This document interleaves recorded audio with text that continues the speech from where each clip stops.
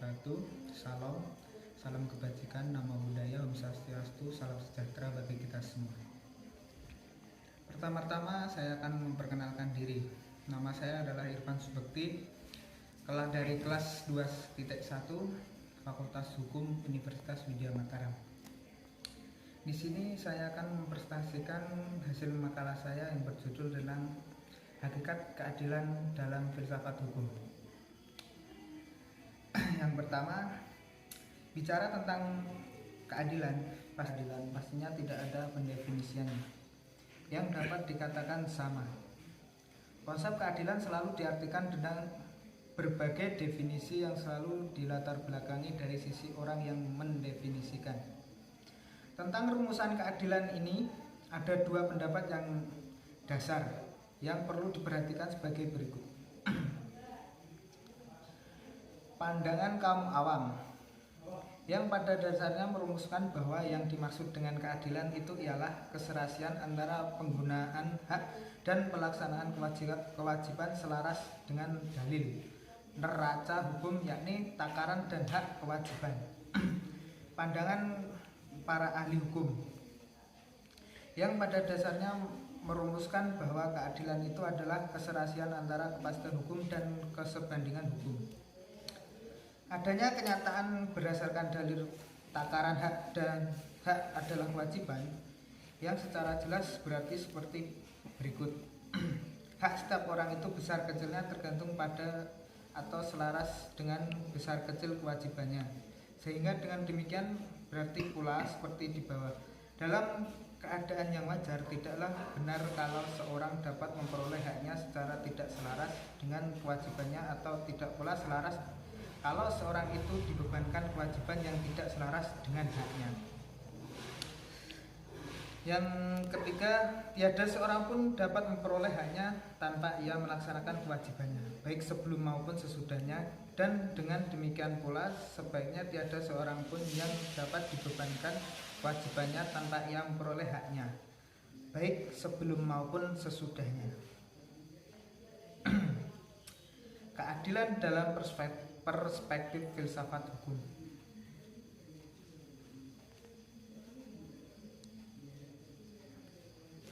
Penganut paradigma hukum alam meyakini bahwa alam semesta diciptakan dengan prinsip keadilan, sehingga dikenal antara lain stoicisme, hukum norma hukum alam premier yang bersifat umum, menyatakan berikanlah kepada setiap orang apa yang menjadi haknya dan jangan merugikan seseorang. Paradigma positivisme hukum. Keadilan dipandang sebagai tujuan hukum. Hanya saja disadari pula sepenuhnya tentang realitas dari keahlian ini sering menganggukan unsur lain yang juga penting, yakni unsur kepastian hukum. Adapun yang selalu digunakan adalah suum jus, summa injuria, summa lex, summa cruh. Digunakan adalah sum jus, summa injuri, summa lex, summa cruh.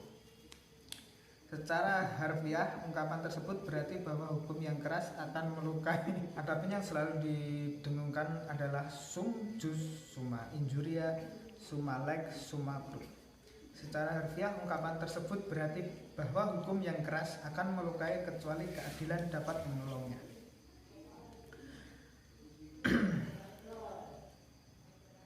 Perspektif tentang keadilan sebagaimana dirumuskan di atas. Menurut Sajipto Raharjo,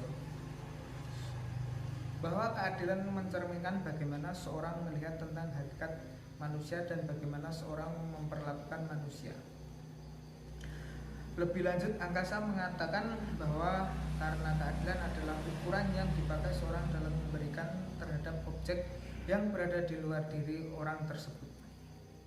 Mengingat objek yang dinilai adalah manusia, ukuran-ukuran yang diberikan oleh seseorang terhadap orang lain tidak dapat dilepaskan dengan sebagaimana seseorang tersebut memberikan konsep atau makna tentang manusia.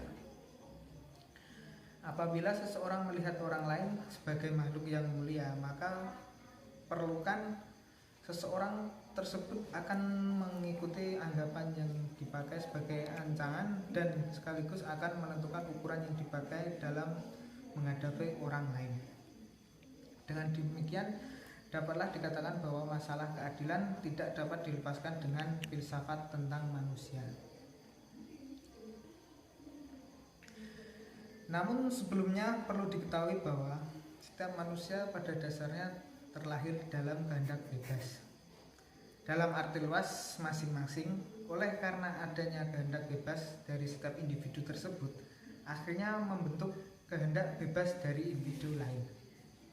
Sehingga secara tidak langsung dan tidak disadari bahwa kehendak bebas dari setiap individu tersebut ternyata dibatasi oleh kehendak bebas dari individu lain dan sebaliknya.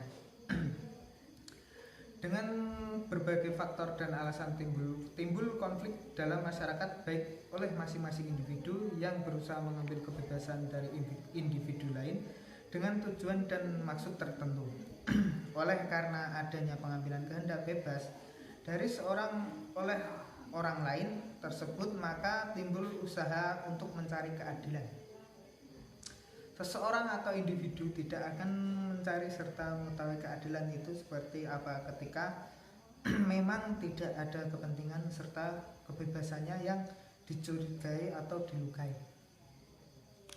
Karena tidak ada hal-hal yang mengganggu kepentingan kita atau manusia, baik itu kebebasan dalam arti luas atau kebebasan terbatas, maka menurut saya tidak akan muncul kata keadilan. Dengan demikian, di sini saya berkesimpulan bahwa keadilan itu merupakan suatu keadaan di mana adanya suatu keseimbangan antara pelaksanaan kehendak bebas dan kepentingan setiap individu atau masyarakat dalam pelaksanaan kehidupan bermasyarakat dan bernegara. Sekian presentasi dari saya, kurang lebihnya minta maaf. Wassalamualaikum warahmatullahi wabarakatuh. Anu belum